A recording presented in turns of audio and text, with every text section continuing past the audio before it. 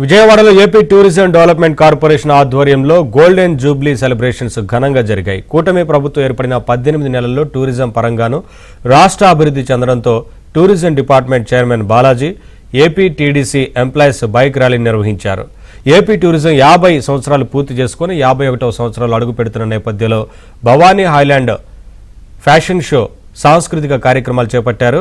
అలాగే టూరిజం డెవలప్మెంట్లో భాగంగా అభివృద్ధి శరవేగంగా జరుగుతుందంటున్న ఏపీ టూరిజం డెవలప్మెంట్ చైర్మన్ బాలాజీతో మా ప్రతినిధి లీలా ఫేస్ టు ఫేస్.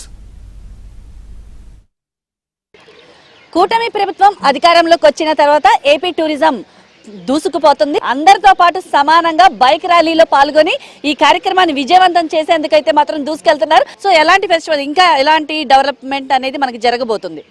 ఇప్పుడు మీరే చూశారు, ఆవకాయ అమరావతి ఒకటి చాలా బాగా ప్రజల్లోకి వెళ్ళింది. వినూత్నమైనటువంటి ఒక కల్చరల్ యాక్టివిటీస్ని కూడా ప్రజల్లోకి తీసుకెళ్ళడం జరిగింది.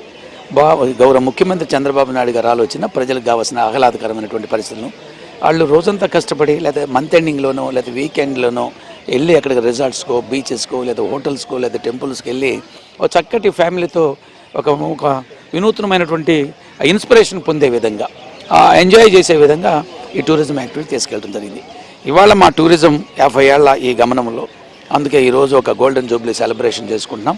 1976లో ఫిబ్రవరి 18 ఏర్పడినటువంటి కార్పొరేషన్, ఉమ్మడి ఆంధ్రప్రదేశ్ కార్పొరేషన్ ఇప్పుడు 50 ఏళ్ళు పూర్తి చేసుకుని 51 సంవత్సరం అడుగునే సందర్భంగా మా ఈ యొక్క గోల్డెన్ జూబ్లీ సెలబ్రేషన్స్ ఇవాళ చూస్తే ఎంప్లాయీస్ అందరూ కూడా వాళ్ళ కుటుంబంలో ఒక ఫంక్షన్ జరిగినట్టుగా, ఒక పండుగ జరిగినట్టుగా, ఇందాక మీరు చెప్పిన బైక్ ర్యాలీలో పాల్గొంటే వారి కేరింతలు, వాళ్ళ ఆనందాలు, వాళ్ళు కొంతమంది రిటైర్ అయ్యే స్టేజ్లో ఉన్నారు, కొంతమంది 20-30 ఏళ్ళు సర్వీస్ చేసి ఉన్నారు. అందరిలో కూడా చిన్న పిల్లలు ఎలా కేరింతలు కొడతారో ఆ ఆనందం వాళ్ళకి కనపడింది.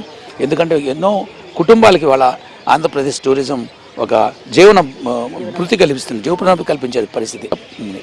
అదేవిధంగా 19,000 కోట్ల రూపాయలతో చాలా గొప్ప గొప్ప ప్రాజెక్టులు, హోటల్స్, రిసార్ట్స్, బీచెస్ కూడా చాలా పెద్ద పెద్ద కంపెనీలు కూడా వచ్చారు.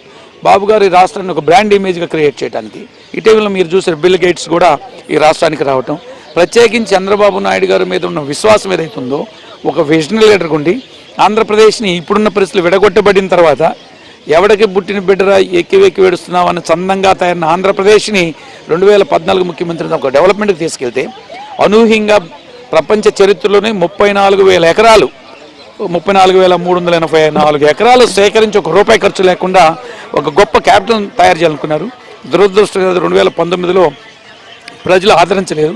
అర్థం చేసుకున్న ప్రజలు మరలా 2024లో చంద్రబాబు నాయుడు గారు కూటమి ప్రభుత్వాన్ని అధికారంలోకి తీసుకురావటం, ఇటు ఆహ్లాదకరమైన పరిస్థితులు కల్పించాలని ఉద్దేశించి టూరిజం ప్రమోట్ చేయడానికి ఈ పాలసీ తీసుకురావటం, 250,000 కీస్ ఈ రాష్ట్రంలో రావాలని ఆయన తలంపు. మంచినీటితో ఉండే ఐలాండ్ బహుశా ఇది ఒకటి అనుకుంటున్నాను ఆంధ్రప్రదేశ్ ఇంత గొప్పగా. లేదా హార్సిల్స్ పోతే ఈజ్ నథింగ్ బట్ ఊటీ, లేకపోతే మీరు వైజాగ్ పోతే బ్రహ్మాండమైనటువంటిది. ఇందాక నేను ఇప్పుడు నుంచి చెప్తున్నాను, ఇటీవల పాకల జస్ట్ 14-15 ఉత్సవాలు జరిగితే 2,50,000 మంది 2 రోజులు వచ్చారంటే ఆంధ్రప్రదేశ్ టూరిజం శాఖ కానీ, ఆంధ్రప్రదేశ్ గౌరవ ముఖ్యమంత్రి చంద్రబాబు నాయుడు లేదా కూటమి ప్రభుత్వం తీసుకున్న చర్యల వలన ఇవాళ ఆంధ్రప్రదేశ్లో టూరిజం ఒక వినూత్నమైనటువంటి కొత్త ఆలోచన, కొత్త పంతులు దొక్కుతూ ముందుకెళ్తుంది.